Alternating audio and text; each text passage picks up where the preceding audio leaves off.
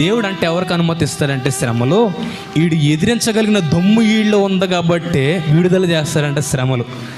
ఎందుకంటే ఆడు చేత కాదు, ఆడు ఎదిరించగలిగిన సమర్థుడు కాబట్టి దేవుడు అట్లాంటి వాడికి శోధనలు శ్రమలు విడుదల చేస్తాడంట.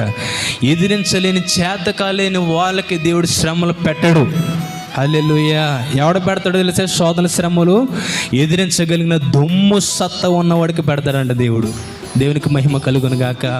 నేను చెప్పింది ఏంటనండి, ఆత్మీయ జీవితంలో నువ్వు ఎంత ఎగరడానికి ప్రయత్నం చేస్తావో అంతగా కూల కొట్టడానికి కూడా కాచుకొని చూస్తారు జాగ్రత్త జనాలు. మోషే కర్ర పట్టుకొని దేవుని స్వరం వింటూ వీళ్ళు సాగిపోతున్నాడు.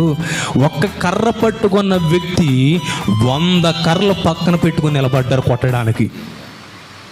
మోషే కర్ర పట్టుకొని దేవుని స్వరం వింటూ పైకి ఎత్తినప్పుడు మోషేతో పాటు అన్యుల కర్రలు 100 కర్రలు పైకి ఎత్తబడ్డాయి కొట్టడానికి. ఈ మాట ద్వారా నేను చెప్పింది ఏంటో తెలుసా? ఆత్మీయంగా నేను బలపడుతున్నాను అన్నానికి రుజువేంటో తెలుసా? శ్రమలు వస్తాయి, జాగ్రత్త.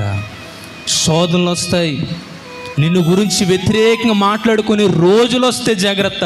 వస్తానంటే ఒకటే కారణం, ఆత్మీయంగా నువ్వు జాగ్రత్తగా వెళ్తున్నావు. హల్లెలూయా. నీ ఆత్మీయ ప్రయాణం సాగిపోతుంది. నువ్వు అనేకమైన పిచ్చుకల కంటే నువ్వు శ్రేష్టమైన వ్యక్తివి. దేవునికి స్తోత్రం కలుగునుగాక, దేవునికి మహిమ కలుగునుగాక. యోబుకి ఎప్పుడు వచ్చే శ్రమలు?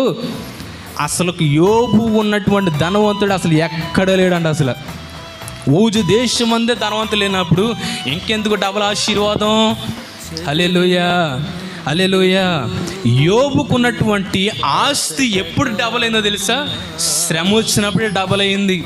నీలో ఉన్న అభిషేకాన్ని డబల్ చేయడానికి కొంతమంది రేపుతూ ఉంటాడు పక్కన ఉన్న వాళ్ళని. హల్లెలూయా.